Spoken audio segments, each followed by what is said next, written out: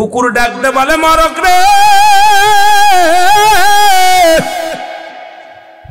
তুই আমার সামনে থেকে রুটির টুকরা নিয়ে গেলি, তুই তো পোকা মাকড় খাইতে পারিস, আমি তো পোকা মাকড় খাই না। আমার মালিক একটা রুটি দিল, সেই রুটিটা তুই নিয়ে গেলি। এবার মুসলমান মরক বলে ও কুকুর ভাই শোনো, আজকে মালিকের বড় গাদাটা মারা যাবে, ওই গাদাটা মাঠের মধ্যে ফেলে আসবে, এই গাদার গোস্ত তুমি প্রাণ ভরে খাবা, আমি তোর গোস্ত খাবো না। এইবার অপেক্ষায় থাকলেন, মালিক ওই গাদাটা নিয়ে বিক্রি করে দিলেন, বাজারে বিক্রি করে দিলেন। আমার বাজানেরা শুনে নাও, দিলের কান্ডা লাগা শুনে নাও, গাদাটা বিক্রি করে দিলেন।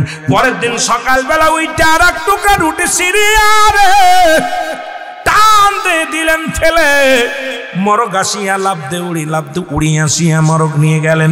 ডাক দে কয় কুকুরে মরক রে, তুই একটা মৃত্যুক, তুই একটা ধোঁকাবাজ। গতকালকে বলেছিলি যে, গতকালকে বললি গাদা মারা যাবে, গাদা তো বিক্রি করে দিছে মালিক, আমি গোস্ত খাইতে পারি নাই, তোর কারণে আমি না খেয়েছিলাম, তোর কারণে আমি অনাহারে ছিলাম। এবার মরক ডাক দে বলে কুকুর ভাই, আজকে মালিকের ঘোড়াটা মারা যাবে,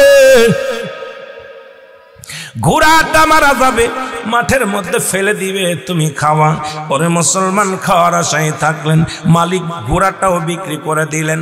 এবার পরের দিন আবার যখন মুসলমান আর একটা রুটি ফেলে দিয়েছেন, আবার মরক এসে লাফ দিয়ে আসিয়া কুকুরের সামনে থেকে নিয়ে যায়। কুকুর কয় ধোঁকাবাজ মৃত্যু, তুই দুদিন আমার ধোঁকা দিছিস, আজকে ধোঁকা দিয়ে কাজ হবে না, তোর মাথা খাইব, তোর ঘাটটা মুসরায় খাবো। মরক কয় দোস্ত তুমি রাগ করো না, কয় রাগ করবো না, আজকেও তো ঘোড়া মরে নাই, ঘোড়া বিক্রি করে দিছে। এবার কয় আজকে মালিকের কি যাবে শুনে না রে, আজকে মালিকের বকরিটা মারা কি যাবে, ওই মুসলমান দুম্বাটা মারা যাবে। মালিক কয় তাড়াতাড়ি বিক্রি করলেন, এটাও একই অবস্থা হইলেন। পরের দিন আবার যখন এক টুকরা রুটি ফেলা দিছে রে, এক টুকরা রুটি ফেলা দিছে, মরক আসিয়া লাফ দিয়ে তুলে নিয়ে গেলেন। কুকুর এইবার রাগান্বিত হইয়া মরকরে ধরলেন দাউড়াইয়া, ধরে কয় আজকে তোর ঘাটটা মুসরায় খামু, আজকে তোর আর বাসন নাই, 3 দিন আমারে না খাওয়াই রাখছিস, বড় কষ্টের মধ্যে আসি। এবার মরক বলে দোস্ত আমারে ছেড়ে দাও, আজকে শুভ সংবাদটা শোনো, আজকে রাত 12টার সময় মালিক নিজেই মারা যাবে। জোরে জোরে চিল্লায়া বলা যাবে না আল্লাহু আকবার। আজকে রাত 12টার সময় মালিক মারা যাবে। মালিক একটা চিৎকার মেরে বলে মালিক,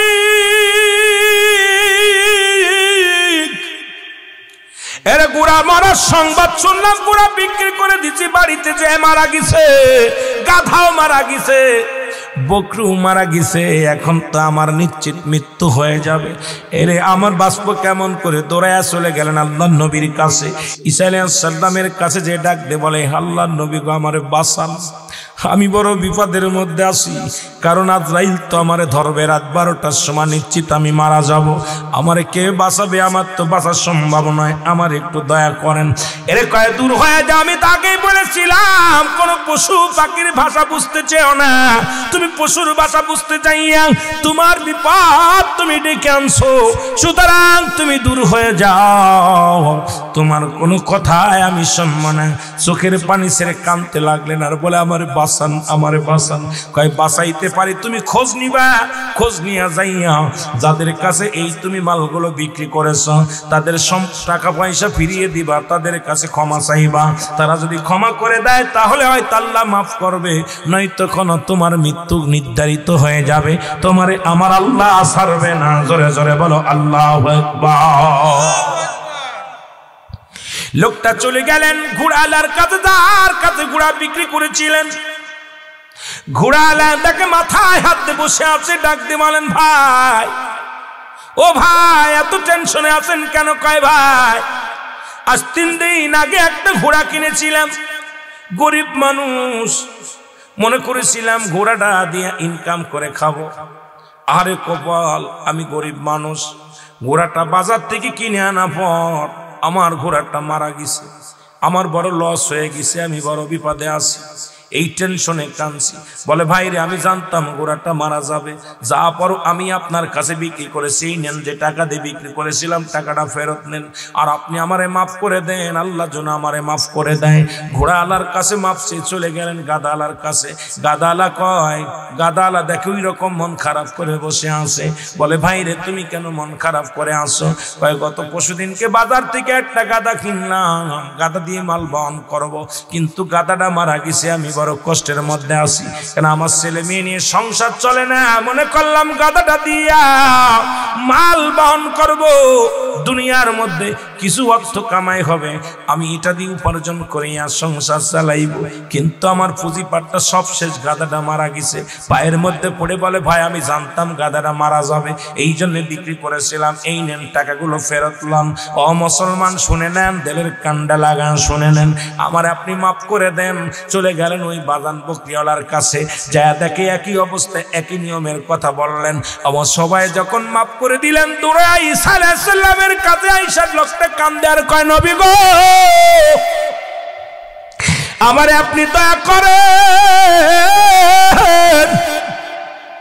আমার জন্য আল্লাহর কাছে ক্ষমা চান, আমার আল্লাহ যেন আমারে মাফ করে দেয়, আল্লাহ যেন আমারে ক্ষমা করে দেয়। এ মুসলমান শুনে নাও, শুনে নাও, আজকে দেখলাম কত মানুষের কাফন পরাইয়া কবরে শুয়াইলাম, কত অল্প বয়সী মানুষ দুনিয়া থেকে বিদায় হয়ে গেছে, কত বুড়া বয়সী মানুষ দুনিয়ার মধ্যে জিন্দা। এর থেকে কেন শিক্ষা নিই না রে? দুনিয়া আসার সিরিয়াল আছে, যার সিরিয়াল নাই।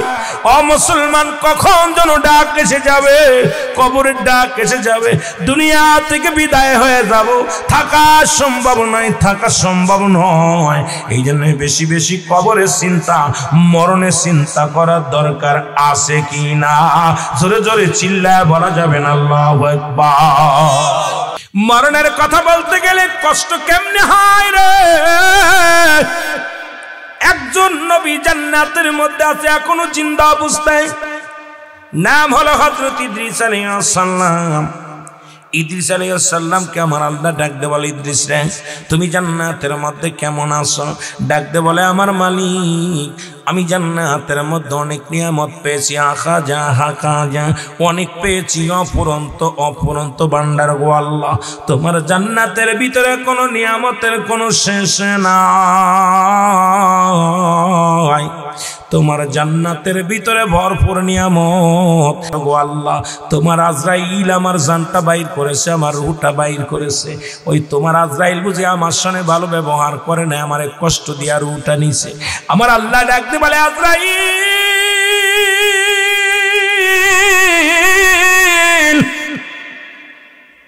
দৌড়ায়া যাও, দৌড়ায়া যাও, আমার নবী ইদ্রিস আলাইহিস সালামকে জানায় আসো, তুমি কেমনে জানটা বাইর করেছো। আজরাইল আলাইহিস সালাম চলে আসলেন হযরত ইদ্রিস আলাইহিস সালামের কাছে, সালাম দা, আসসালামু আলাইকুম ভাই ইদ্রিস আলাইহিস সালাম, আমি আপনার কাছে আসছি। বলে, হুজুর আপনি কিসের জন্য ডাকছেন বলেন। বলে, আজরাইল রে, আগে বলো আমার রূহটা তুমি কেমনে বাইর করেছিলে, আমার জানটা কেমনে বাইর করেছিলে। আজরাইল ডাকতে বলে, হুজুর আমি এত বড় দানব,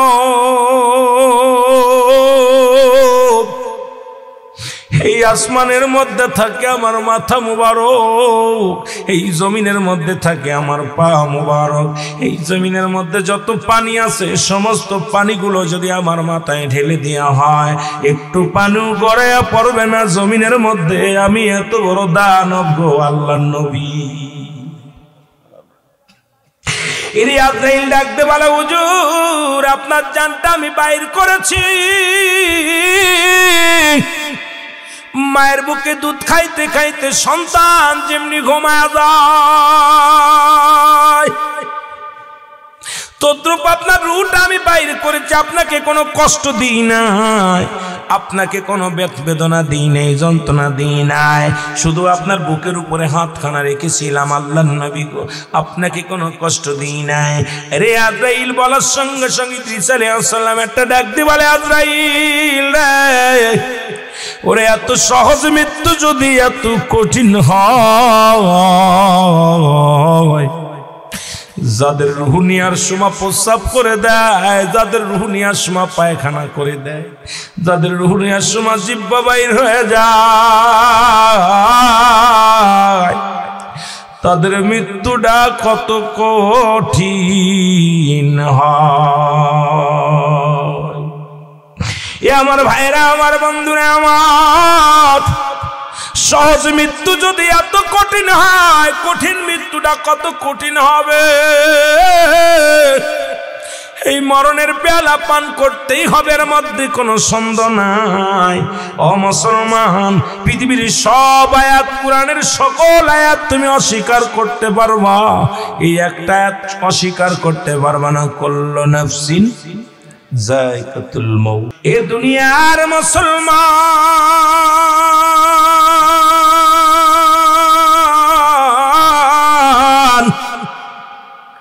মৃত্যুর কথা বলতে যে একটা কথা আমার মনে পড়ে গেল, হযরত মূসা আলাইহিস সালামের কথা।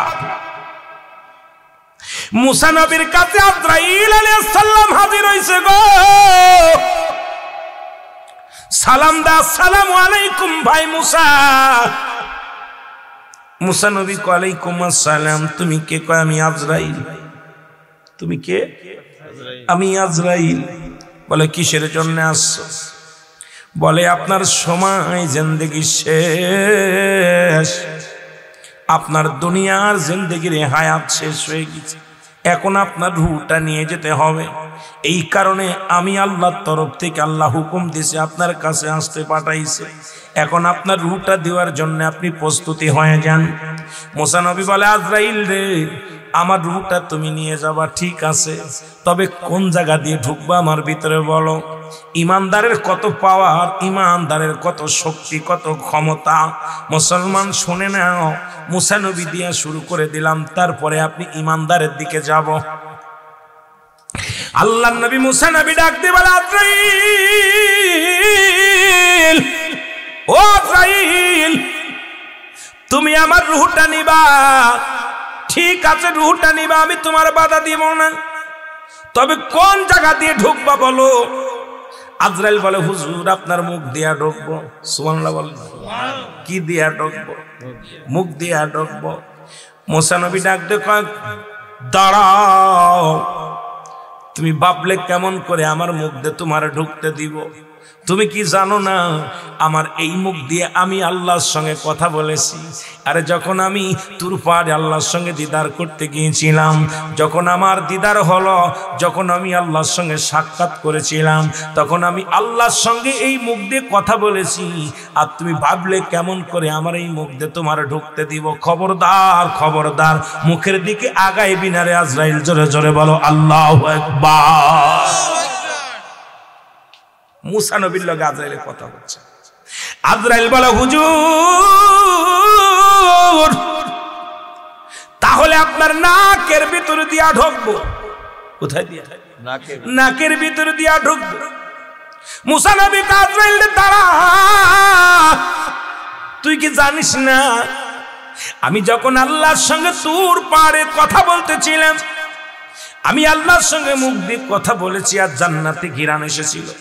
আল্লাহর এই খুশবু গিরান, জান্নাতি গিরান গুলো আমি নাক দিয়ে নিছি, সুতরাং আমার নাক দিয়ে তোরে ঢুকতে দিতে পারি না। তুই ভাবলি কেমন করে যে নাক দিয়ে আমি জান্নাতি গিরান শুকেছি রে, যে গিরানটা আমি আমার আল্লাহর সঙ্গে যখন কথা বলেছিলাম তোর পাড়ে আমার মাওলার সঙ্গে, তখন ওই খুশবু গিরান গুলো আমার নাকে এসে লাগছে।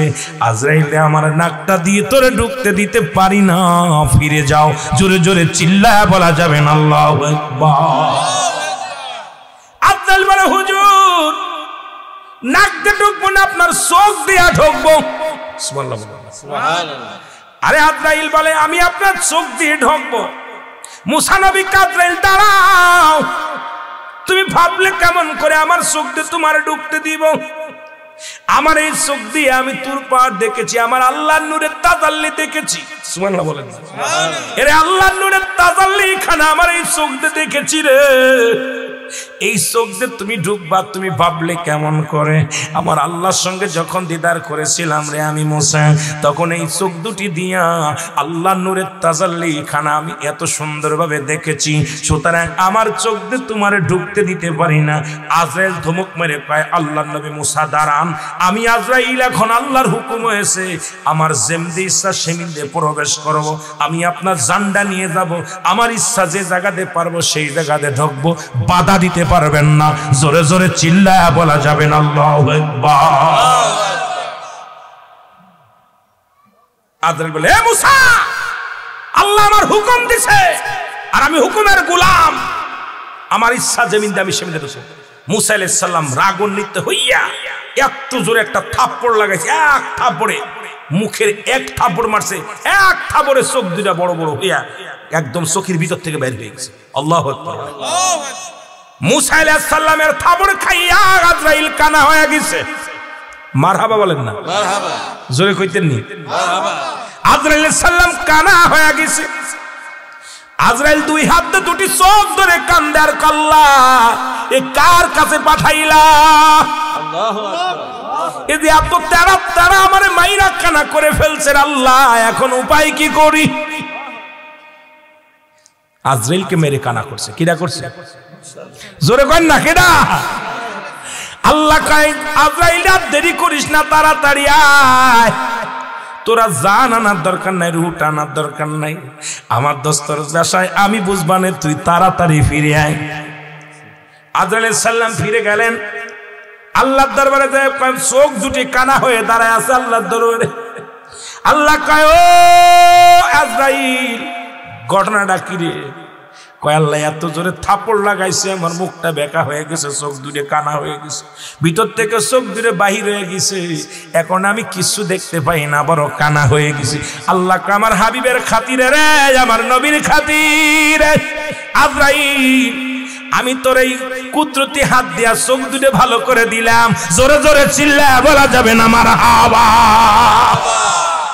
আমার বাজানেরা দিলের কান্ডা লাগায় শুনে নাও, মানুষের মৃত্যু হয় দুইটা টাইমে, একটা হলো রাতের বেলা, একটা হলো দিনের বেলা।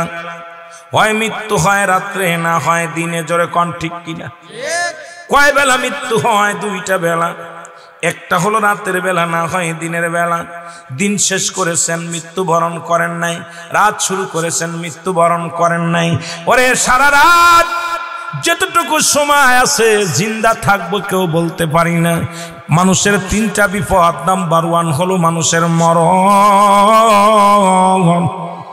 নাম্বার 2 হলো কবর, নাম্বার 3 হলো কিয়ামতের ময়দান, নাম্বার 1 হলো মানুষের মরণ।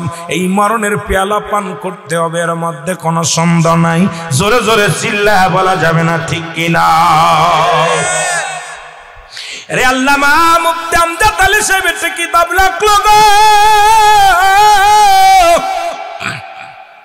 এই কিতাবের মধ্যে উনি বয়ান করলেন, দুনিয়ার মানুষ শোনো, মানুষের সাধারণ মৃত্যু হয়, খাবার খাইতে যে মারা যায়, নামাজের অবস্থায় মারা যায়, ঘুমের ঘরে মারা যায়। এই মৃত্যুটা হলো 70টা উটের গায়ের চামড়া জবাই না করিয়া উল্টো দিকে টান দিয়া লবণ আর মরিচ লাগায় দিলে যতটুকু যন্ত্রণা হয়, এর চাইতে 70 গুণ যন্ত্রণা একটা সাধারণ মৃত্যু। এখন বাবা আমরা মরণকালে অনেকে পায়খানা করে দেয়, মরণের সময় অনেকে প্রস্রাব করে দেয়, অনেকেই মরণের সময়, ও আমার দাদু ভাইয়েরা, মরণের সময় চোখ দুটি বড় বড় হয়ে যায়, অনেকের মরণের সময় জিহ্বাটা বাইর হয়ে যায়। কত মানুষের দাপন করাইলা রে,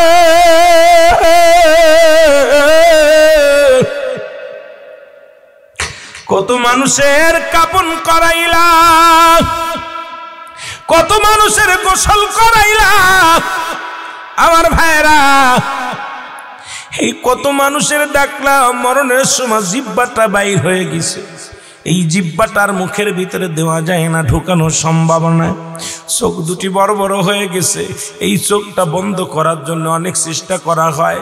ইমাম সাহেব হুজুর বলে তাড়াতাড়ি চোখ দুটি বন্ধ করে দাও, চোখটা বন্ধ হয় না। ও মুসলমান, কত পাটা বেঁকা হয়ে যায়, এই দুটি পায়ের আঙ্গুল বেঁধে দেয় সোজা করার জন্য, অনেকের হয় অনেকের হয় না। আর এত যন্ত্রণা দিয়ে যদি সহজ মৃত্যু হয়, কঠিন মৃত্যুটা কত কঠিন হয়। জোরে জোরে চিল্লায় বলা যাবে না আল্লাহু আকবার? আর একটু জোরে জোরে চিল্লায় বলেন আল্লাহু আকবার।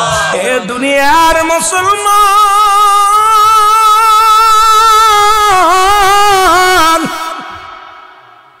কার জন্য অন্যায় করো, কার জন্য তুমি সম্পদের পাহাড় গড়লাও, কার জন্য তুমি সুদ খাও, কার জন্য ঘুষ খাও, কার জন্য জানি বেবাচির বেন জেনে জিনা ব্যভিচার করো, কার জন্য পরের মাথায় বাড়ি মারো, পরের সম্পদ লুটে নাও। আজকে তুমি যার জন্য করছো রে মন, কেউ তোমার না, কেউ তোমার না। এই দুনিয়ার মায়া ছেড়ে চলে গিয়ে একবার চোখটা বন্ধ করে দেখো, ছেলে তোমার নয়, স্ত্রী তোমার নয়, বিবি তোমার নয়, ভাই তোমার নয়, বন্ধু তোমার নয়। যাদের জন্য সুদ খাইলা, যাদের জন্য ঘুষ খাইলা, যাদের জন্য অন্যায় পথে পা বাড়াইলা, যাদের জন্য দুনিয়ার মানুষের ঠকবাজি করলাম, ওই দুনিয়ার কত না মানুষের দাম বাড়াইয়া দিলাম, দুনিয়ার মধ্যে কত মানুষকে কষ্ট দিলাম, আজকে কেউ তোমার নয়। এই দুনিয়া থেকে বিদায় হওয়া পরে, এই জন্য আমি মাঝে মাঝেই বলি রে মুসলমান, এই দুনিয়ার সম্পদ খাবে লোকে, তোমার দেহ খাবে পোকে। জোরে বলেন ঠিক কিনা? এর এক নাম্বার বিপদ হলো মানুষের মরণ। মরণ থেকে পালানোর কোনো পথ নাই, মরণ থেকে চালাকি করে কোনো লাভ নেই। এরে মুসলমান, গভীর মনোযোগ। এই পৃথিবীর মায়া ছেড়ে চলে যেতে হবে, রুহটা নিয়ে যাবে আজরাইল। দুনিয়ার সম্পদ নিবে সন্তানেরা, আহলে বায়াত নিবে ভাগাভাগি করিয়া, বডিটা নিবে কবরে। ও মুসলমান, আপনি কি লয়া থাকবেন কবরে? আমল নিয়া থাকবেন মাত্র কবরে। এই মাটি থেকে যখন বিদায়ের জন্য প্রস্তুতি হয়ে যাবে আপনাকে, এই দুনিয়ার আজরাইল আলাইহিস সালাম যখন রুহটা নিয়ে যাবে, আজরাইল নিয়ে যাবে রুহু। কে নিয়ে যাবে? আজরাইল নিয়ে যাবে। রুহুটা পড়ে থাকবে জমিনের মধ্যে। আপনার ধন দৌলত নিয়ে যাবে সন্তানেরা। কারা? আপনার স্ত্রী, আপনার ছেলে, আপনার মেয়ে, পরিবার পরিজন যারা আছে, সবাই এই ধন সম্পদ নিয়ে নিবে। মুসলমান, আপনার বডিটা নেবে কে? আপনার বডিটা নিবে কবরে।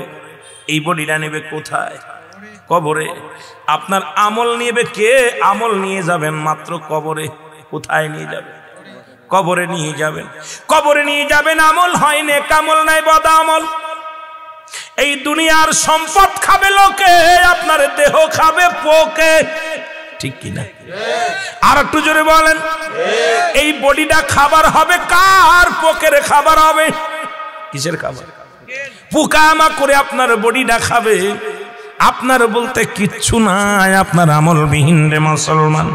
আমলবিহীন কিচ্ছু নাই, কিচ্ছু নাই। হারাম খাইয়া দুনিয়ার মধ্যে চলচতুরি করিয়া বডি বানাইলাম, দেহটা গল্লারে মস্তান, সব কিছু তোমার বিসর্জন, সব কিছু শেষ হয়ে যাবে। যখন দুনিয়া থেকে বিদায় হয়ে যাবা, সব কিছু পরে থাকবে, তোমার বলতে কিচ্ছু থাকবে না। এই জন্য বেশি বেশি আমল ছাড়া কোনো পথ নাই। জোরে বলেন ঠিক কিনা? এই পৃথিবীর মধ্যে আসার একটা সিরিয়াল আছে গো, যার কোনো সিরিয়াল নাই। এর মধ্যে আসার সিরিয়াল আছে, যার কোনো সিরিয়াল নাই। দেখা যায় সন্তান জিন্দা, বাবা নাই, বাবা জিন্দা, সন্তান নাই। আসেনি এরকম কথা কর? অনেকের আব্বা দুনিয়ার মধ্যে জিন্দা, সন্তানের লাশ কাঁধে করে নিয়ে গেছে। ওই বাবারে জিগাইবেন সন্তানের লাশ কত বাড়ি রে মুসলমান? সন্তানের জিগাইবেন তোর বাবার লাশটা কত বাড়ি? এই দুনিয়ার মধ্যে বাবাই বলবে, ও দুনিয়ার মানুষ শোনো, এই আসমান জমিনের মধ্যে এত ভারী বস্তু জীবনেও কাঁধে করি না। এ আমার ভাইয়েরা, আমার বন্ধুরে, আমার ভাইয়ের কাঁধে ভাইয়ের লাশ, চাচার কাঁধে ভাতিজার লাশ। এই দুনিয়া থেকে কখন যেন বিদায় হয়ে যাব রে।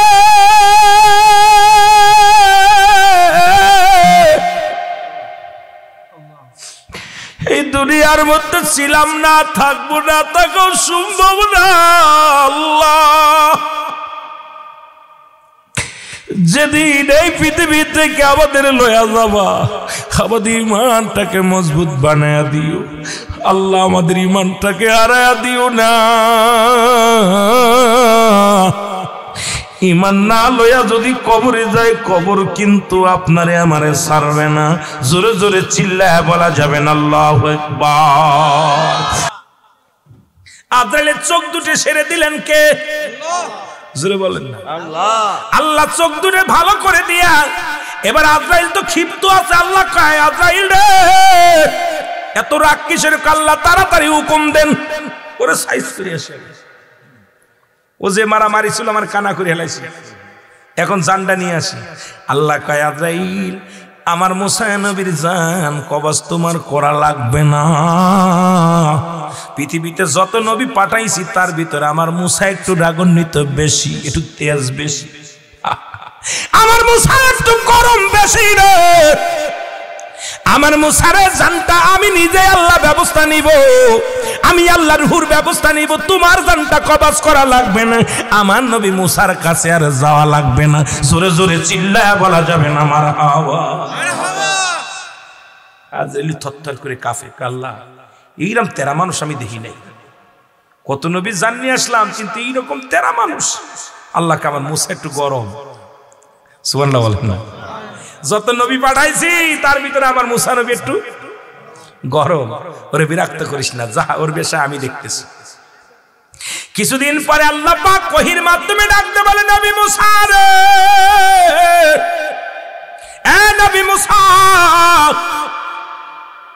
মুসা আল্লাহ জি বলে, মুসা রে শোনো রে মুসা, একটা বকরির গায়ে যত পরিমাণ পশম আছে, একটা মশির গায়ে, একটা মেশির গায়ে যতগুলো পশম আছে, এতদিন পর্যন্ত যদি এত কয় বছর, যদি এত 100 বছর যদি হায়াত তুমি চাও, আমি আল্লাহ এই পরিমাণ হায়াত তোমারে দান করলাম। তুমি যতদিন ইচ্ছা ততদিন থাকতে পারো, এত পরিমাণ হায়াত আমি তোমারে দিয়ে দিলাম। মুসা নবী কাল্লা, তারপরে কি হবে? এতগুলো হায়াত দেওয়ার পরে তারপরে কি হবে বলেন? কয় তারপরে তোমার মরণ হবে। মুসা নবী কয়, তাহলে আমার আর একদিন হায়াত দরকার নাই। যদি এরপরে মরাই লাগবে তাহলে হায়াত নিয়ে লাভ কি? এই দুনিয়ার জিন্দেগি ইবাদত করে এত কষ্ট করে খাওয়া লাগে, এত কষ্ট করে তোমার গোলামি করা লাগে, এত কষ্ট করে রাত জেগে জেগে ইবাদত বন্দেগি করা লাগে, সংসার ধর্ম করা লাগে। আমার আর দরকার নাই রে আল্লাহ। হায়াত পাপরও যদি মরা লাগে, এমন হায়াতের আর দরকার নাই। জোরে জোরে চিল্লায়া বলা যাবে না মারহাবা। কথা কি বোঝেন? তারপরেও কি? তারপরে কি? মরা লাগে। এত পর্যন্ত হায়াত তোমার দিতেছি, কিন্তু মরণ এরা থেকে বাঁচা সম্ভব নাই। মুসা নবী কয়, তাহলে কি? আল্লাহ কয়, তাহলে কি আজরাইলের ব্যবস্থা করবো আল্লাহ? মুসা আল্লাহ কয়, তাহলে কি আপনাকে আনার ব্যবস্থা করবো? কয়, আল্লাহ নেওয়ার ব্যবস্থা করবেন, আমি রাজি গো আল্লাহ। তবে আপনার সঙ্গে আর একবার একটু সাক্ষাৎ করতে চাই, আপনার নূরের তাজাল্লি খানা দুনয়ন ভরে দেখতে চাই। আমি মুসা বড় স্বপ্ন, একবার প্রাণ ভরে আপনাকে আমি দেখব। এই সুযোগটা যদি আমার দিতেন গো আল্লাহ। আমার বুড়া বয়স হয়ে গেছে, কোনো হাঁটতে পারি না, লাঠি নিয়ে ঠুকঠুক করে হেঁটে যায়। আর একবার তুরপার আমার ডেকে লন, আমি একটু প্রাণ ভরে বিদায়ের আগে আগে আপনারে দেখা লয়। জোরে জোরে চিল্লায়া বলা যাবে না মারহাবা। আল্লাহ গো, নিয়ত বা ঠিক আছে, তবে মরার আগে আর একবার একটা সুযোগ দাও, আমি আপনাকে একটু প্রাণ ভরে দেখব। কি করে দেখব? প্রাণ। আল্লাহ বলে ঠিক আছে মুসা, অমুক দিন চলে আয়। মুসা নবী বুড়া মানুষ, অনেক কষ্ট করে লাঠি বর দিয়া ঠুক ঠুক করে লাঠি বর দিয়ে চলে গেলেন পাড়ে। আল্লাহর সঙ্গে দেখা সাক্ষাৎ, আল্লাহর সঙ্গে কথাবার্তা হয়ে গেল। আল্লাহর সঙ্গে অনেকক্ষণ কথা বলা পর মুসা নবীর আল্লাহ কয়, মুসারে বিদায় নিতে হয়, তুমি যাও, আর কত বেল তোমার সঙ্গে আলাপ করব, তুমি যাও। মুসা নবী বলে, আল্লাহ আমি যাই, তাহলে আমি বিদায়, শেষ বিদায় গো আমার আল্লাহ। আমি আমার সামরার চোখ দিয়ে আপনার নূরের তাজাল্লি দেখলাম, ওই জান্নাতে ঘিরান আমি নাক দিয়ে নিলাম, আমার এই মুখ দিয়ে আপনার সঙ্গে সুন্দর সুন্দর কথা বললাম গো আল্লাহ।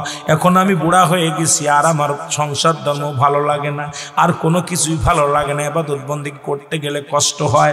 আল্লাহ তোমার কাছে ফিরে যাব, তবে আল্লাহ তোমার দেখার স্বাদ আমার মিটে গেছে, আর আমার স্বাদ নাই, অনেক দেখে ফেলেছি আল্লাহ, আবার দেখতে চাই জান্নাতের মধ্যে। আমার আল্লাহ কয়, মুসারে যাবার সময় চলে যাচ্ছে, যাওয়ার আগে ওই পাহাড়ের মধ্যে একটা লাঠি দিয়া বাড়ি মারো।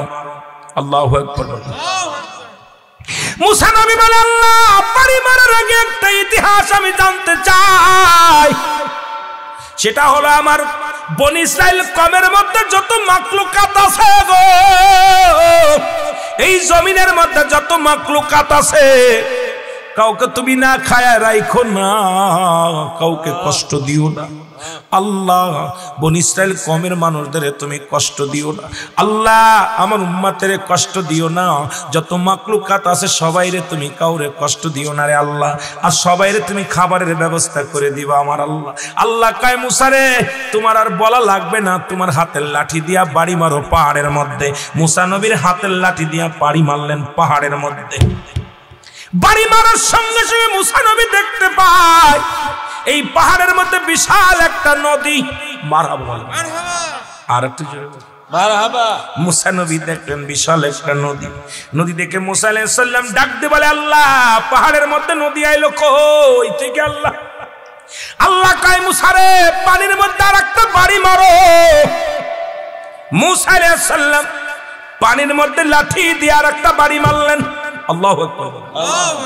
বাড়ি মারার সঙ্গে সঙ্গে দেখলেন একটা পাথর ভেসে আসলো। সুবহানাল্লাহ বলেন না? পানির মধ্যে একটা পাথর। আল্লাহ কয়, মুসা রে কি দেখতে চাও? আল্লাহ পাহাড়ের মধ্যে পানি, পানির মধ্যে পাথর বাসায় আনলা। আল্লাহ আল্লাহ গো, আল্লাহ কয়, মুসা রে পাথরের মধ্যে আর একটা বাড়ি মারো। পাথরের মধ্যে যেই বাড়ি মারছে দেখে একটা সুন্দর একটা হরিণ চলে পাথরের মধ্যে বসে দাঁড়ায় আছে, মুখের মধ্যে তাজা ঘাস। এই ঘাস মুখের মধ্যে লইয়া, সবুজ ঘাস মুখের মধ্যে তাজা ঘাস নিয়ে দাঁড়ায় আছে। আমার আল্লাহ ডাক দেখায়, মুসা রে ওই পাথরের মধ্যে পানি, পানির মধ্যে পাথর, পাথরের মধ্যে একটা হরিণ। দেখো ওই হরিণকেও আমি তাজা ঘাস খাওয়াই রে মুসা। সুতরাং তোমার দাবি আমি কবুল করলাম, এই মাখলুকাতকে আমি আদর করে বানাইলাম রে। এই পৃথিবীর সব মাখলুকাত আমি কুন আর ফাকুন বলে বাইর করে দিছি। মুসা এই পাহাড়টা আমি যেমনি বানাইলাম এমনি তোরে বানাই নাই, এই আসমান যেমনি বানাইলাম এমনি তোরে বানাই নাই। আমি আল্লাহ হুকুম দিয়ে সব মাখলুকাত বানাইছি। এই ফেরেশতা পর্যন্ত আমি আল্লাহ হুকুম দিয়ে বানাইলাম। এত নিকটবর্তী ফেরেশতা গুলো আমি আল্লাহ হুকুম দিয়ে বানাইছি, কুন আর ফায়াকুন। কিন্তু মুসা রে আমি মানব জাতিকে বানাইছি আমার কুদরতি হাতখানা দিয়া। এই পৃথিবীর সমস্ত মাখলুকাতকে আমি আল্লাহ খাওয়াই, আমি আল্লাহ বাঁচাই, আমি আল্লাহ সব কিছুর মালিক, আমি আল্লাহ দেওয়ার মালিক, নেওয়ার মালিক আমি আল্লাহ। জোরে জোরে চিল্লায়া বলা যাবে না মারহাবা। আল্লাহ তোমায় খুঁজতে যাইয়া পড়ে গেছি ভীষণ দায়ে, আল্লাহ তোমায় খুঁজতে যাইয়া পড়ে গেছি ভীষণ দায়ে। তুমি মানুষ দিয়া মানুষ বানাও, তুমি মানুষ দিয়া মানুষ বানাও, তুমি থাকো কোন জায়গায়? আল্লাহ তোমায় খুঁজতে যাইয়া পড়ে গেছি ভীষণ দায়ে। যারা বলেন ঠিক কিনা? আফি আনফুসিকুম আফালা তুবসিরুন। মৌলভী সাহেব, আল্লাহ বলে বান্দারে আমি তোদের কোথায় আকাশে বাতাসে জমিনে মন্দিরে মসজিদে থাকি না, আমি আল্লাহ থাকি মুমিনের কলবে। কোথায় থাকি? কথা কয় না কেন? আস্তে কি আমি কোন দেশে ওয়াজ করতে এলাম বুঝলাম না। একেতে মানুষ কম, তারপরে আওয়াজ দেয় ঘুমায় ঘুমায়। কষ্ট হচ্ছে আপনাদের? গরুর গোশের তাবারক আছে, সুন্দর তাবারকের ব্যবস্থা আছে, খাবেন মজা মেয়েরা। এত কষ্ট হচ্ছে কিসে? জান্নাতি মানুষের স্পিরিট থাকবে আলাদা। যুবকগুলো সব বুড়া হয়ে গেছে, কি অবস্থা? আল্লাহ কোথায় থাকে? খালি মসজিদে দেখবেন, খালি মসজিদে সুবহানাল্লাহ সুবহানাল্লাহ। বাজারে গেলে সুপারি চুরি করে। কথা কন না কেন? মাছ নেই, বাজার করতে গেলে একটা ভালো তরকারি পাইলে আগে ব্যাগের ভিতর নেয়, মাছ কিনতে যে ভালো মাছটা টুকায় টুকায় নিয়ে আরেকটা নেয়। তাহলে খালি মসজিদে গেলে ভয় পায়, খালি তওবা পড়ে মসজিদে গেলে। বাইরে আল্লাহ নাই? আল্লাহ থাকে কোথায়? মুমিনের। কার কথা ঘোষণা? কার ঘোষণা? আল্লাহ পাহাড়ে নগরে কোথাও থাকে না, আল্লাহ থাকে মুমিনের কলবের মধ্যে। এই কলবটা পরিষ্কারের দরকার আছে কিনা? জোরে বলেন ঠিক কিনা? এই জন্য আপনার শিল্পী বলছে, রে আল্লাহ তোমায় খুঁজতে যাইয়া পড়ে গেছি ভীষণ দায়ে, আল্লাহ তোমায় খুঁজতে যাইয়া তুমি মানুষ দিয়া মানুষ বানাও, তুমি মানুষ দিয়া মানুষ বানাও, তুমি থাকো। আল্লাহ তোমায় খুঁজতে যাইয়া পইরা গেছি। এই মানুষই আর এক মানুষের কাছে যে আল্লাহ আল্লাহ জিকির শিখতেছে, আল্লাহর ওলিদের কাছে যাইতেছে, ওই মানুষ দিয়ে অমানুষটারে মানুষ বানাইতেছে। জোরে বলেন ঠিক কিনা? আবার কি কেমনে বুঝাইলে অনেক পেলে ব্যাখ্যা আসবে এটার। একজন কি বাজানো ঘুষখোর সুদখোর একটা ভালো মানুষের সঙ্গ পায়া সে ব্যক্তি আল্লাহ হয়ে যাচ্ছে। জোরে বলেন ঠিক কিনা? একটা মানুষ দিয়া মানুষ কারিগর বানাইতেছে। এক শিক্ষকের কাছে ছাত্র মানুষ হচ্ছে, লেখাপড়া শিখে, আবার অমানুষও হচ্ছে। জোরে বলেন ঠিক কিনা? আমার ভাইয়েরা, আমার বন্ধুরা, আমার গভীর মনোযোগ। মুসা আলাইহিস সালাম, আল্লাহ রাব্বুল আলামিন ডাক দিয়ে বলে, মুসা রে, ও মুসা, তুমি কি দেখতে পাইছো নি? জি আল্লাহ, আমি খুশি হয়ে গেছি আল্লাহ। এবার আল্লাহর তরফ থেকে একটা সালাম পাইলেন মুসা নবী। সালামের উত্তর দিয়া ওয়ালাইকুম আসসালাম আমার আল্লাহ রওনা হয়ে গেলেন। যাইতে যাইতে বিশাল একটা মরু প্রান্তরে গেলেন। যায় দেখে 7 জন ব্যক্তি বইয়া একটা কবর খুঁজতেছে। কবর খোঁড়ে কয়জন ব্যক্তি? 7 জন লোকে বিশাল একটা মরু প্রান্তরে বালুচরে কবর খোঁজে। মুসা আলাইহিস সালাম চিন্তা করে, কোনো মানুষ দেখা যায় না আশপাশে, কোনো বাড়ি ঘর দূর নাই, এখানে কবর খোঁজে কার?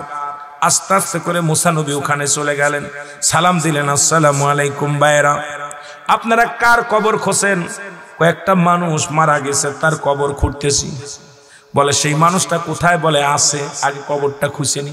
আপনি যদি আমাদের সঙ্গে শরীক হতে চান শরীক হন। মুসা নবী বলে, তাহলে দেন, আমার কাছে অস্ত্র দেন। মুসা নবী নিজের কবর নিচে খুঁজলেন। ভালো করে জেনে নেন বাবা, আজকে ভালো করে জানেন। এবার মুসা নবী নিজ হাতে কবরটা খুললেন। খোঁড়া হয়ে চমৎকার একটা কবর খুললেন। ওই 7 জন ছিল ফেরেশতা, ওরা ছিল না মানুষ। জোরে জোরে বলেন আল্লাহু আকবার। কবরটা খোঁড়া হয়ে গেল। মুসা নবী বলে, অনেক চমৎকার কবর হলো, সুন্দর কবর হয়েছে।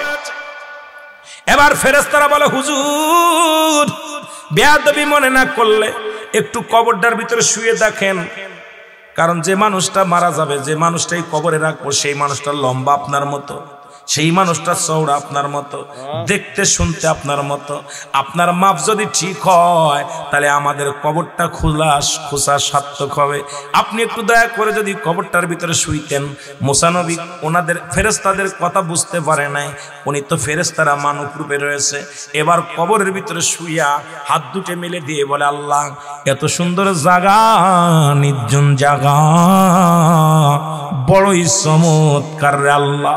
তবে এই কবরে একাকার হয়ে কেমনে দিন কাটাবে, কেমনে রাত কাটাবে, এই ভাবনার মধ্যে যখন আছে ডাকতে বলে, আমার মালিক এই রকম একটা জায়গা তুমি আমারে কবুল করো। আল্লাহ আজরাইলকে দেরি করিস না, ধরে যা, একটা আপেল নিয়ে যা, জান্নাতি একটা আপেল নিয়ে যা।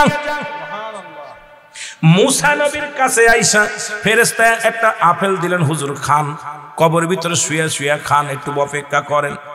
যখন আপেলের মধ্যে কামড় দিছে, আমার আল্লাহ মুসা আলাইহিস সালামের জানটা কবজ করে নিয়ে গেছে। জোরে বলেন মারহাবা, আর একটু জোরে বলেন আল্লাহু আকবার। ওরে আজ না হয় কাল তুমি যাইবা কবরে, মরার পরে দেখবা চাইয়া গো, হায় হায় মরার পরে দেখলা চাইয়া গো, তোমার ছবি রইল পরে, মরার পরে দেখবা চাইয়া। আরো জোরে বলা, আজ না হয় কাল তুমি, আরো জোরে, আজ না হয় কাল তুমি যাইবা কবরে, মরার পরে দেখবা চাইয়া গো, তোমার ছবি রইল মরার পরে দেখবা চাইয়া। ওরে দাদাই গিছে বাবাই গিছে, কেউ নাই আর ফিরিল গো, দাদাই গিছে বাবাই গিছে, কেউ নাই আসলো আর ফিরে, মরার পরে দেখবা চাইয়া গো, তুমি মরার পরে। আহা, খালি চায়া দেখো। আজকে যে বাড়িটা নতুন একটা বাড়িতে থাকলাম, কত সুন্দর ঘর, এখনই বন্ধ হয়ে যাবে। রাত্রে এলাম হাসর রুহুল আমিন সিদ্দিকী মারা গেছে, মরহুমের জানাজা সকাল 10টায় হবে। দেখছেন, এরপর আর রুহুল আমিনের জানাজা বলবে না, নামটা বলবে কি বল, মরহুম। মরা পর আর বলবে যে রুহুল আমিন সিদ্দিকী সকাল 8টায় ইন্তেকাল করেছে, ইন্না লিল্লাহি ওয়া ইন্না ইলাইহি বইলা বলতেছে মরহুমের জানাজা আগামীকাল সকাল। মরহুমের কারণ কইব নি রুহুল আমিনের লাশ, কি কইব রুহুল আমিনের মায়েতের, আর যদি তাও না বলবে মরহুমের জানাজা, নাই বলবে মায়েতের জানাজা, হয় বলবে মায়েত, না বলবে মরহুম, ঠিক কিনা? জানাজা হবে সকাল 12টায় বা দুপুর 12টায়। আপনারা মসজিদের সামনে উপস্থিত হবে, কি অনুষ্ঠিত জানাজা অনুষ্ঠিত হবে, উক্ত জানাজায় আপনারা শরীক হবেন, যেরকম ঠিক কিনা? তারে মৌলবী তোমার এত বাড়াবাড়ি আসছে কোন থেকে? মরার পরে তোমার নামটাই চেঞ্জ হয়ে গেছে, রুহুল আমিন আর কেউ বলতেছে না, বলতেছে মায়েত, বলতেছে লাশ, জোরে বলেন ঠিক কিনা? এইবার মানুষ যারা আসবে, কেউ বলবে রুহুল আমিনের লাশটা ধরো, তাই বলবে তাড়াতাড়ি মায়েতের লাশটা ধরে, কেউ বলবে মায়েতের আস্তে গোসল করাও, কেউ বলবে মায়েতের তাড়াতাড়ি দাফন করো, কেউ বলবে মায়েতের মুর্দার, কেউ বলবে মুর্দার, কেউ বলবে মায়েত, জোরে বলেন ঠিক কিনা? আমাদের দিকে মুর্দার বলে, মায়েত বলে, আপনাদের কি বলে?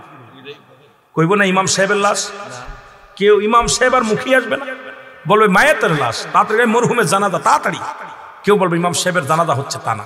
তাহলে এই হলো আমার জিন্দেগি, মিনিটের ভিতরেই শেষ, তোর নাম নিশানা নাই না কেউ। তুই যে রুহুল আমিন সিদ্দিকী, তুই যে বড় মান্নান জিয়াদি, তুই যে বড় রুবেল সাহা, তুই যে বড় রায়পুরি সাহেব, নামের পর মৃত্যুর পরে আর নামের কোনো অস্তিত্ব নাই। সুতরাং তোমার জিন্দেগি নিঃশ্বাসের পরেই তুমি হয়ে গেলে মরহুম, তুমি হয়ে গেলে মাত, তুমি হলে আহা। এই হলো আমার আপনার জিন্দেগি। এত বাড়াবাড়ি কোথা থেকে আসে রে ভাই? যদি বলেন ঠিক কি না? একটু মহব্বতের সঙ্গে দুরূদ শরীফ পড়েন, আল্লাহুম্মা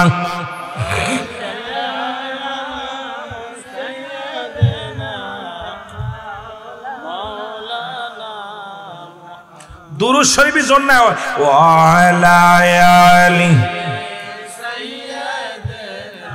এ দুনিয়ার মুসলমান,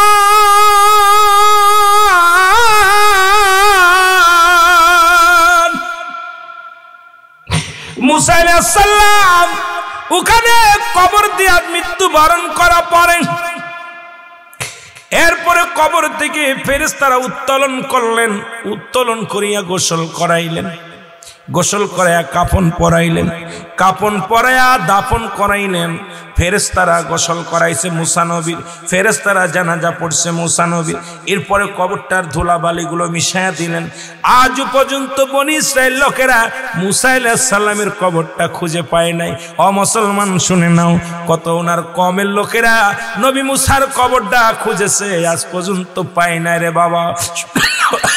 সবাই জানে এই মহল্লার মধ্যে, এই জমিনের মধ্যে মুসা নবী শুয়ে আছে গো।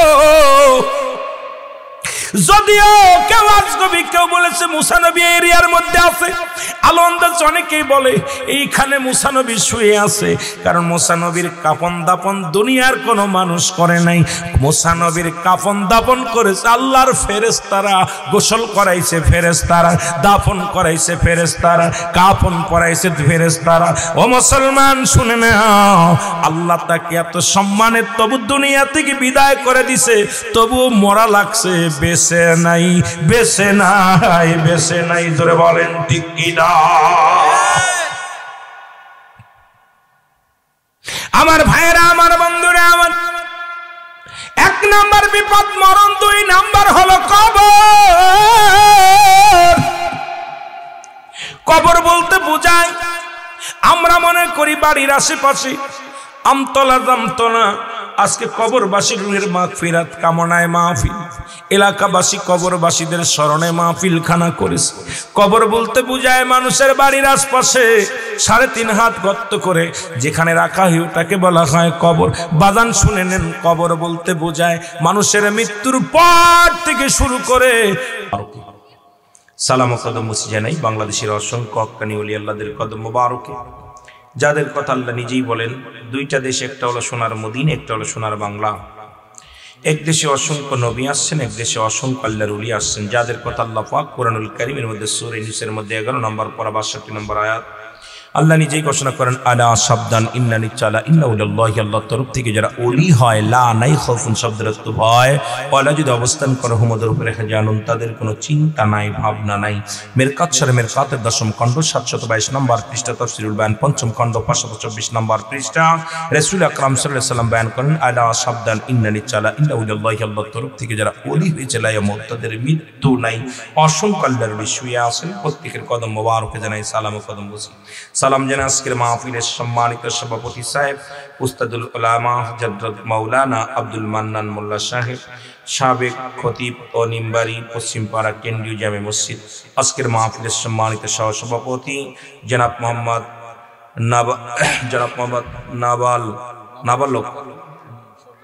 নাবালক সর্দার সাহেব, নিম্বারি দৌলতবাড়ি। আজকের মাহফিলের শুভ আগমন করবেন পীরে তরিকাত, আজকের যিনি আপনাদের মাঝে শুভ আগমন করবেন, আসবে, আপনাদেরকে ধন্য করবেন হাফেজ জনাব পীর সাহেব কেবলা, যিনি হাফেজ হযরত মাওলানা হাফিজুর রহমান চৌধুরী সাহেব রুবেল শাহ। আজকে আপনাদের মাঝে আসবেন পীর সাহেব রাজ্জাক শাহ দরবার শরীফ। আজকের মাহফিলের সম্মানিত প্রধান বক্তা, আন্তর্জাতিক খ্যাতি সম্পন্ন বক্তা, মুফাসসিরে কোরআন, সুমিষ্টি ভাষী বক্তা, বিশিষ্ট ইসলামিক চিন্তাবিদ, সারা বাংলাদেশের আলোড়ন সৃষ্টিকারী বক্তা জনাব হযরত মাওলানা হাফেজ আমির হোসেন রায়পুরি সাহেব। আজকের মাহফিলের বিশেষ বক্তা, প্রধান বক্তা, বিশেষ বক্তা যিনি আছেন, বিশিষ্ট ইসলামিক চিন্তাবিদ জনাব হযরত মাওলানা আমিনুল ইসলাম আল কাদরি সাহেব। আজকের মাহফিলে বিশেষ বক্তা ছিলেন হাফেজ মোহাম্মদ আবু বকর সিদ্দিকী আল কাদরি সাহেব। আজকের মাহফিলের সমস্ত ওলামা ইকরাম, আগত ওলামা ইকরাম, সামনেপৃষ্ঠ আশিকান জিয়াকরান দরকান মুসলমান ভাই বন্ধুগণ, পর্দালের মা বোনেরা, সকলকে আবারও একটু সালাম জানাই দৌলতবাড়ি থেকে। আসসালামু আলাইকুম রাহমাতুল্লাহি ওয়া বারাকাতুহু। জিকির করলেন, ভালো লাগলো কি লাগে নাই? জিকির মুনাফিকদের চিনার উপায়। মুনাফিকরা যখন জিকির করবে গাফিলতি করবে, আর যখন নামাজ দাঁড়াবে অলসতা করবে।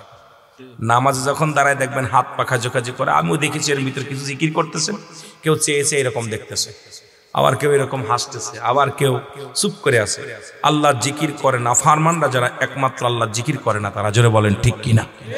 মুনাফিকদের চিনার উপায় হলো যখন নামাজ দাঁড়াবে অলসতা করবে, যখন জিকির করবে গাফিলতি করবে। ঠিক কিনা? কার জিকির করলাম? না কোনো পীর সাহেবের, কোনো মৌলবীর? কার জিকির? আপনার আমার রব কে? জোরে বলেন রব কে? হায়াতের মালিক কে? রিজিকের মালিক কে? জিকির কত প্রকার, কি কি, কোন মাকলুকাত কোন হালাতে জিকির করে। আমি মাঝে মাঝে বলি, যদি এমন কোনো হেডাম থাকে আমার কাছে আসো কিতাব নিয়ে। যদি বলতে পারে 1 লক্ষ টাকা পুরস্কার দিয়ে যাবে। যাদের মুখে হাসি আসে জিকির শুনলে, যাদের হাসি আসে তামাশা করো। জিকির কত প্রকার, কি কি বলতে পারলে 1 লক্ষ টাকা। এখনো চ্যালেঞ্জ সবার সামনে রেখে দিলাম, বলে দিব ইনশাআল্লাহ 1 লক্ষ টাকা দিব যদি বলতে পারো হেডাম থাকলে। কিন্তু জিকির করতে আল্লাহ জিকির, জিকির শব্দের অর্থই স্মরণ করা। জিকির শব্দের অর্থ কি? স্মরণ করা। দাঁড়াইয়া হুইয়া বইয়া যেমনে পারো এমনি জিকির করো, আল্লাহ স্মরণ করো। জোরে বলেন ঠিক কিনা? যেমনি ইচ্ছা এমনি করো। কিন্তু জিকির দেই কাজ যারা হাসি ফোটে, এর চাইতে নাফরমান বান্দা থাকতে পারে না পৃথিবীতে। কার জিকির করলাম? প্রধানমন্ত্রীর, বিরোধী দলের, আপনাদের আইনমন্ত্রীর? কার জিকির? আল্লাহ। রায় রে বাবা, আইনমন্ত্রী নির্বাচনের সময় কানিস সাহেবের কিভাবে ফালাফালি করছেন, সব একজন এমপি নির্বাচনে কি ফালায় ফালায় জিকির করছেন, জিতে যাবে অমুক মার্কা। জোরে কোন ঠিক কি? কিন্তু আল্লাহ, আল্লাহ সন্তুষ্ট, আল্লাহ বড়, আল্লাহ মহান, আল্লাহ আল্লাহ বলতেছেন, আল্লাহ আল্লাহ মহান, আল্লাহ মহান, আল্লাহ আল্লাহ বলতেছেন। এরা বলতে যে তারা নাফরমানি করে, এদের মতো বোকা মানুষ আর পৃথিবীতে নাই। জোরে বলেন ঠিক কিনা? আমার ভাইরা, জিকির সাধারণত দুভাগে বিভক্ত, একটা হলো জাহিরি, একটা হলো বাতিনি। জাহিরি জিকিরটা হলো স্পষ্ট জিকির, আল্লাহ আল্লাহ আল্লাহ। বাতিনি জিকিরটা আবার চুপে চুপে জিকির, এটা আবার দুভাগে বিভক্ত। একটা হলো ঠোঁট বন্ধ জিহ্বা চালু, এরা। আর একটা হলো জিহ্বাও বন্ধ ঠোঁটও বন্ধ, এটা কলব যুগে। এটা দেখবেন অনেক কামেল ফিরে যেখানে কলব পরিষ্কার তারা কলবে। মানবদের বাম দুধের নিচে একটা হাড়, হাড্ডির নিচে একটা গোস্ত। আরবিতে বলে কলব, ইংলিশে বলে হার্ট, বাংলায় বলে হৃৎপিণ্ড। এটা যাদের পবিত্র, সমস্ত দেহরাজ্য পবিত্র। প্রতিটা মানুষের বাম দুধের নিচে ওই মানব দেহের পবিত্র দেহটারে পবিত্র করতে লাগলে মানব দেহের মধ্যে এক টুকরা গোস্ত আছে যেটাকে বলে কলব। যেটা বলেন ঠিক কিনা? এটা যাদের পবিত্র, সমস্ত দেহরাজ্য পবিত্র, ওইটারে পবিত্র করতে হইব। ঠিক কিনা? কিন্তু এইটা পবিত্র না হইলে নামাজ, রোজা, হজ, যাকাত কিছু করে শান্তি পাবেন না, কোথাও শান্তি পাবেন না, কোনো ইবাদতে মজা পাবেন না। এই জন্যে ইংলিশে বলে হার্ট, বাংলায় বলে হৃৎপিণ্ড, ইংলিশে বলে হার্ট, আর আরবিতে বলে কলব। জোরে বলেন ঠিক কিনা? কলব। আল্লাহু আকবার বলেন না? আমার ভাইরা, এই জিকির আবার চার ভাগে বিভক্ত। তিরমিজি শরীফের দ্বিতীয় খণ্ড 175 নম্বর পৃষ্ঠা। চরমোনাই, সারসিনা, পুরপুরাশিব, দেওয়ানবাগ, ভান্ডারি, তাবলিগ, আমলিগ যারা আছেন সবার জন্য প্রয়োজন। এতদিন জিকির করেছেন আল্লাহ আল্লাহ জিকির নাম, এই জিকিরটার নাম হলো ইসমে জাতের জিকির। একটু আগে যেটা করলেন আল্লাহ আল্লাহ আল্লাহ। বাইহাকি শুআইবুল ঈমানের প্রথম খণ্ড 337 338 নম্বর পৃষ্ঠা। আমি নাম্বার দিতেছি, না পাইলে আয়া ধরবা। যদি কিতাব মিলাইবা, না পাইলে আয়া বলো রুল আমিন সাহেব আপনি রং করেছেন। যেহেতু আমাকে আজকে আলোচনায় দিছে কবরবাসীর স্মরণে, কবর হাসরের আলোচনা, এই জন্য আমি অত লম্বা আলোচনা করতে গেলে সময় নষ্ট হবে। এতদিন জিকির করেছেন কালেমার জিকির, নো, কালেমার কোনো জিকির নাই। জিকির এই জিকিরটার নাম হলো নাফি জাতের জিকির, লা ইলাহা ইল্লাল্লাহু মুহাম্মাদুর রাসূলুল্লাহ সাল্লাল্লাহু আলাইহি ওয়াসাল্লাম। জোরে বলেন মারহাবা। আর একটু জোরে বলেন মারহাবা। কানজুরুল মানের প্রথম খণ্ড 214 নম্বর পৃষ্ঠা। কত নম্বর? 214 নম্বর পৃষ্ঠা। এতদিন জিকির করছেন তওবার জিকির, না, এই জিকির তওবার জিকির না, এই জিকিরটার নাম হলো কুওয়াতের জিকির, লা হাওলা ওয়ালা কুওয়াতা ইল্লা বিল্লাহ। জোরে বলেন মারহাবা। আর একটু জোরে বলেন মারহাবা। কষ্ট হচ্ছে আপনাদের? ইবনে মাজার মধ্যে চতুর্থ জিকির, সুবহানাল্লাহ আলহামদুলিল্লাহ লা ইলাহা ইল্লাল্লাহ, হায়াতের মালিক তুই আল্লাহ, রিজিকের মালিক তুই, তুই বিনে মোর নাই আল্লাহ, লা ইলাহা ইল্লাল্লাহ। বলেন সুবহানাল্লাহ আলহামদুলিল্লাহ লা ইলাহা ইল্লাল্লাহ। 63 বছর কাঁদলেন নবীজি সকলের উম্মতের লাগি, এখনো কান্দেন নবী, এখনো কান্দেন নবী, শুয়া সোনার মদিনায়। সুবহানাল্লাহ, জোরে আলহামদুলিল্লাহ লা ইলাহা ইল্লাল্লাহ, লা ইলাহা ইল্লাল্লাহ মুহাম্মদ রাসূলুল্লাহ। আমার ভাইরা, কত সুন্দর জিকির গুলো। এবার এটা গেল চার ভাগে বিভক্ত বলতেছিলাম। কোরআন দ্বারা তো একাধিক দলিল দ্বারা প্রমাণ রয়েছে, তো কিতাবের ভাষায় বললাম। এখন বলেন হুজুর জিকির করলাম কিন্তু এই যে মাথা ঢুলছে এইটাই তো দেখতে খারাপ লাগে। দেখবেন আপনাদের এলাকায় মনে করবেন কিছু করবেন না, চরমোনায় আছে, তাবলিগ জামাতের ভাইয়ের আছে, দেখবেন মসজিদে বয়া বয়া ইল্লাল্লাহ ইল্লাল্লাহ ইল্লাল্লাহ ইল্লাল্লাহ করে, কি করে না? হাত পা নড়ে, কি কয় না নড়ে না? তাহলে জিকিরটা করে না বলেন হাতে জিকির ইল্লাল্লাহ সুবহানাল্লাহ সুবহানাল্লাহ করে, কি করে? এখন আপনি সবচেয়ে বেশি জিকির করে কোরআনের বাকিগুলো। বিসমিল্লাহির রহমানির রহিম ইন্নাল্লাযীনা ক্বালু রাব্বুনাল্লাহু সুম্মা ইসতাকামু তাতানাজ্জালুল মালাঈকাতু আল্লাহ। বাবারে বাবা, ওরে জিগাইবেন তুই এই কোরআন পড়িস ঢুলিস কেন? আমি ঢুলি নাই, আমাকে কোরআন ঢুলাইছে। জোরে বলেন ঠিক কিনা? কোরআনের ভিতর জাদু, কোরআনের ভিতর মধু, কোরআনের ভিতর মায়া। কোরআন যখন পড়তে যাই এমনি ভিতর থেকে একটা দোল এসে যায়। জোরে বলেন ঠিক কিনা? রহমতের দোল। এইরকম পড়লেই কেন যেন আহা হাফেজ সাহেবরা বেশি পড়ে। জোরে বলেন ঠিক কিনা? কোরআনের পাখিগুলো ওরে কবেন এই ওরে নাচানাচি করিস কেন? আমি করতেছি না, আমার কে যেন নাচাইতেছে। জোরে বলেন ঠিক কিনা? আল্লাহ জিকির করতে ইরা আবার যদি কয় এই হাত পা নড়াই কেন? এবার হুজুর এটাও মানলাম, কিন্তু আপনারা জিকির করলেন, এই যে গজল গাইলেন, এ মোল্লা গজল গাওয়া জায়েজ না, একখান দলিল দেখাও যদি হারাম থাকে। রাসূলুল্লাহর দরবারে দুজন সাহাবী ছিল যারা সদা সর্বদাই রাসূলকে নাচ শোনাতেন, কবিতা আবৃত্তি করে শোনাইতেন। সাহাবী দুটির নাম হলো আহসান বিন সাবিত। নবীজির দরবারে দু সাহাবী ছিল, তারা কবিতা আবৃত্তি করে শোনাইতেন, গজল শোনাতেন নবীজিকে। আর আমরা এই যে কিছু ছন্দ ওলি আল্লাহদের শানে, নবীজির শানে শরীয়ত মোতাবেক কিছু গজল বলি, তালে তালে আল্লাহ জিকির করে। এইটা জায়েজ নাই যদি হারাম থাকে। আমি বলতে যদি তোমার এত হারাম থাকে, কিতাব নিয়ে আসো, বসো, তারপরে আমরা বুঝাপড়া করি যে তুমি জিকির নিয়ে কত ব্যঙ্গ করতে পারো। জোরে বলেন ঠিক কিনা? বড় কষ্ট হয়, নাফরমান মুনাফিক আল্লাহ জিকির থেকে গাফিল। জোরে বলেন ঠিক কিনা? আল্লাহর সাথেও এখন বর্তমান নাফরমানি করা শুরু করেছে তোমরা। একমাত্র গাছ এবং মানব হলো মাথা নোয়া নোয়া জিকির করে আল্লাহ। সুবহানাল্লাহ বলেন না? আরো জোরে বলেন সুবহানাল্লাহ। কোন মাখলুকাত আমরা কইতেছি এই জিকির করলে কি কষ্ট লাগে যে আল্লাহ আল্লাহ আল্লাহ আল্লাহ সুবহানাল্লাহ আলহামদুলিল্লাহ আল্লাহু আকবার। এই জিকির করতে গেলে যাদের অন্তর কান্দে না, আল্লাহর প্রেম যাদের নাই, এদের মতো মুনাফিক আর পৃথিবীতে আর কেউ নাই। জোরে বলেন ঠিক কিনা? আমরা কার জিকির করব? আল্লাহ। কোন খাজা বাবার, কোন পীর সাহেবের? আজকে যিনি পীর সাহেব কেবল ওনার আব্দুর রাজ্জাক সাহেব দরবার শরীফে যে হাফিজুর রহমান সাহেব, ওনার জিকির। কার জিকির? আল্লাহ। এই চিন্তা তাদের ভিতরে নাই। আল্লাহ আমাদের বোঝার তৌফিক দান করুক। সকলে বলুন আমিন। আরো জোরে বলেন আমিন। যেমনি খুশি এমনি করবেন, দাঁড়াইয়া বইয়া নাইয়া যেমনি পারেন, শুয়া শুয়া জিকির করবেন, বয়া বয়া জিকির করবেন, যেমনি ইচ্ছা সেমনি জিকির করবেন। কার জিকির করবেন? আল্লাহ। আপনার যেমনি ভালো লাগে, যার যে হালাত ভালো লাগে সে হালাতে জিকির করবেন। কার? আল্লাহ। কার জিকির করবেন? মনে থাকবো, কথা কন না কেন?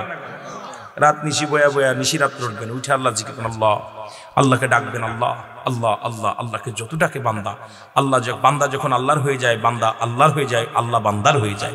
তবে বান্দা যদি আল্লাহর হতে হয়, আল্লাহর সঙ্গে প্রেম করার দরকার আছে কি না?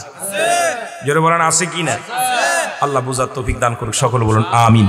একটু মহব্বতের সঙ্গে দুরূদ শরীফ পড়েন। আল্লাহুম্মা সাল্লি